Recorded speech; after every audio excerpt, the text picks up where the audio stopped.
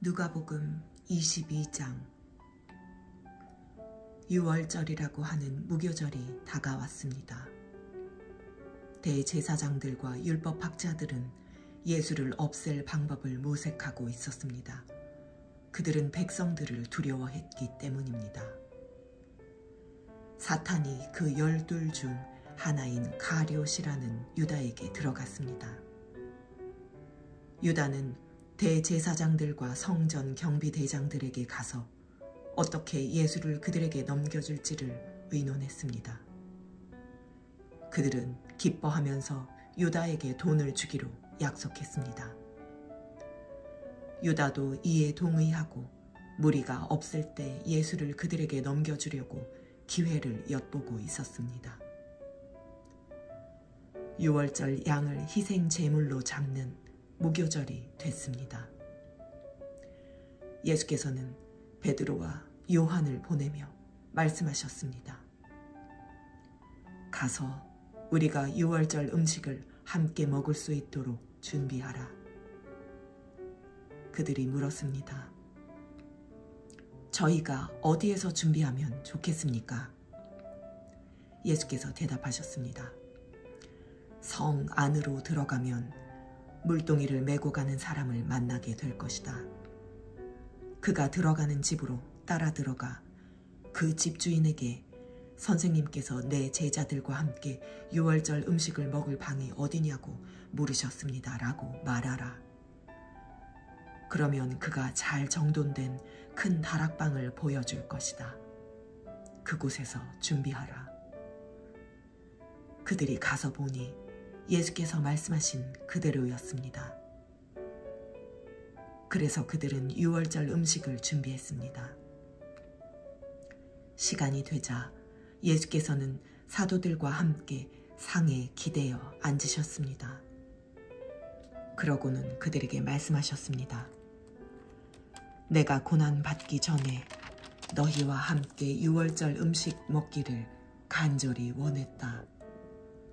내가 너희에게 말한다. 유월절이 하나님 나라에서 온전히 이루어질 때까지 내가 다시는 그것을 먹지 않을 것이다. 그리고 예수께서는 잔을 들고 감사 기도를 드린 후 말씀하셨습니다. 이 잔을 받아 너희가 서로 나눠 마시라. 하나님 나라가 올 때까지 내가 포도 열매에서 난 것을 마시지 않을 것이다. 그리고 예수께서 빵을 들고 감사 기도를 드린 후 떼어 제자들에게 주면서 말씀하셨습니다. 이것은 내가 너희를 위해 주는 내 몸이다. 이것을 행해 나를 기념하라. 빵을 드신 후 예수께서 마찬가지로 잔을 들고 말씀하셨습니다.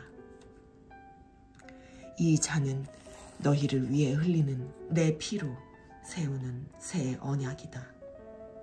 그러나 보라, 나를 배반할 자의 손이 지금 나와 함께 상 위에 있다. 인자는 정해진 대로 갈 것이지만 그를 배반하는 자에게는 화가 있을 것이다. 그들은 자기들 중 누가 이런 일을 하겠는가 하고 서로 묻기 시작했습니다. 제자들 사이에서 누구를 가장 높은 사람으로 볼 것인지를 놓고 다툼이 벌어졌습니다. 예수께서 그들에게 말씀하셨습니다. 이방 사람들의 왕들은 자기 백성들을 다스리며 권세 부리는 자들을 자칭 백성들의 의인이라고 한다. 그러나 너희가 그래서는 안 된다. 오히려 너희 중 가장 큰 사람은 가장 어린 사람과 같이 돼야 하고 다스리는 사람은 섬기는 사람과 같이 돼야 한다. 누가 더 높은 사람이냐? 밥상 앞에 앉아있는 사람이냐? 그를 시중드는 사람이냐? 밥상 앞에 앉아있는 사람이 더 높지 않느냐? 그러나 나는 섬기는 사람으로 너희 가운데 있다.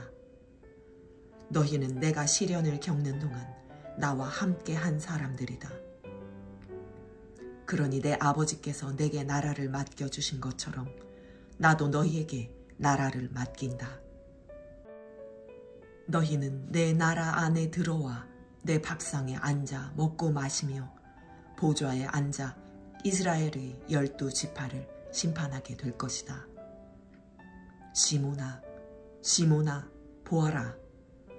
사탄이 너희를 밀처럼 체질하겠다고 요구했다.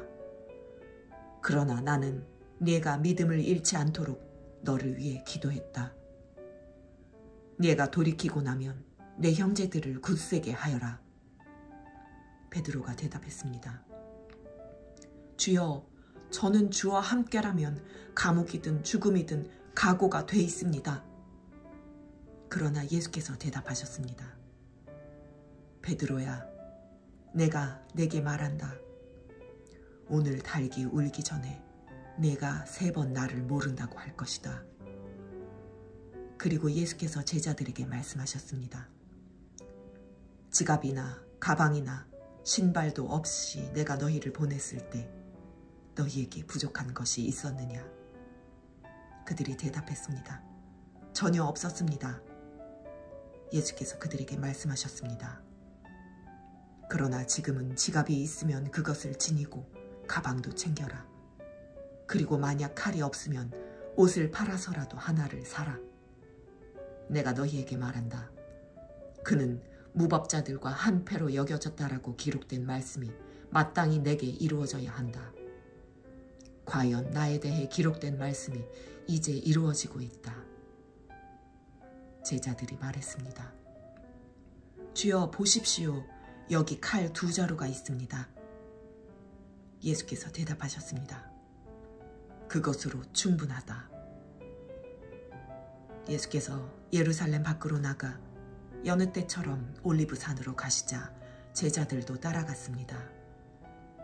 그곳에 도착하자 예수께서 그들에게 말씀하셨습니다.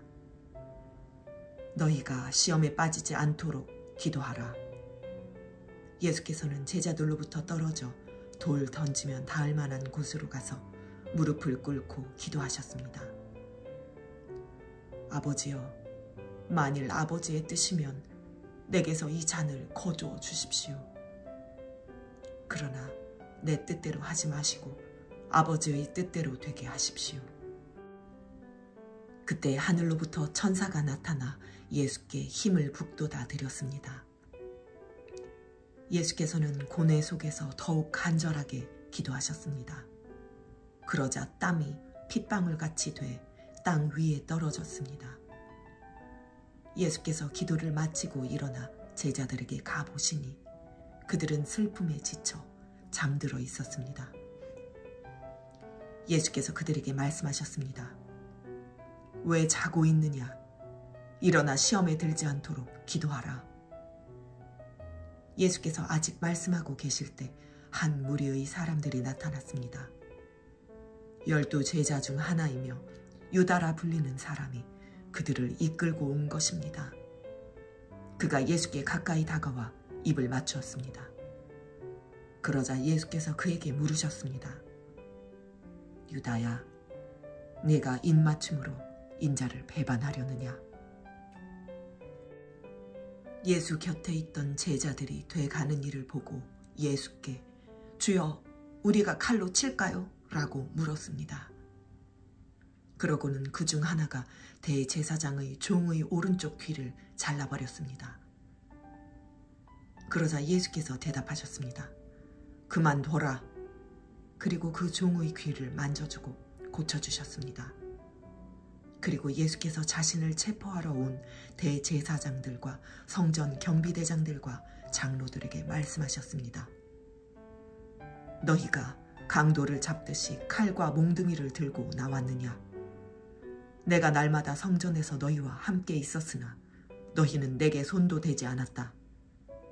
그러나 지금은 너희 때요, 어둠이 기세를 부릴 때다. 그들은 예수를 잡아 끌고 대제사장의 집으로 데려갔습니다. 그러나 베드로는 멀찌감치 떨어져 뒤따라갔습니다. 사람들이 마당 가운데 불을 지피고 함께 앉아 있는데 베드로도 그들 곁에 앉았습니다.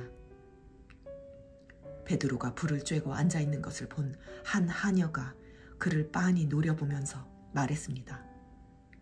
이 사람도 예수와 함께 있었습니다. 그러나 베드로는 부인하며 말했습니다. 여자여, 나는 그를 모르오. 조금 있으려니까 다른 어떤 사람이 베드로를 보고 말했습니다. 당신도 그들 중 하나였지? 베드로가 말했습니다. 이 사람아, 난 아니란 말이오. 1시간쯤 지나 또 다른 사람이 이 사람이 이 갈릴리 사람인 것을 보니 그와 함께 있었던 게 틀림없다며 장담했습니다. 그러나 베드로가 말했습니다. 이 사람아, 나는 당신이 대체 무슨 말을 하는지 모르겠소. 바로 그때 베드로의 말이 채 끝나기도 전에 달기 울었습니다. 주께서 돌아서서 베드로를 쳐다보셨습니다.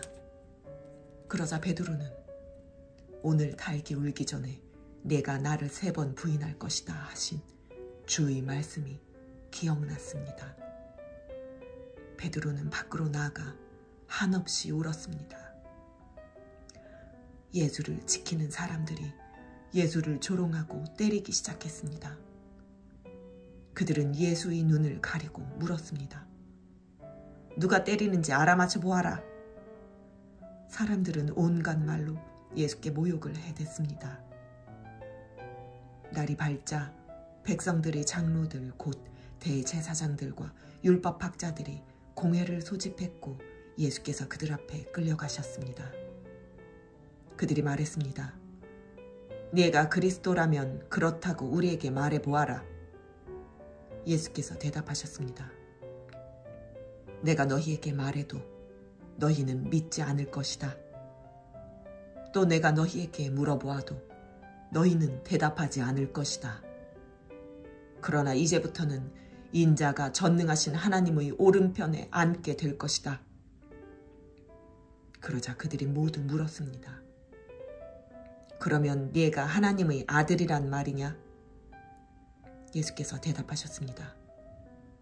내가 그라고 너희가 말하고 있다. 그러자 그들이 말했습니다. 더 이상 무슨 증언이 필요하겠소? 우리가 직접 이 사람의 입에서 나오는 말을 들었으니 말이오.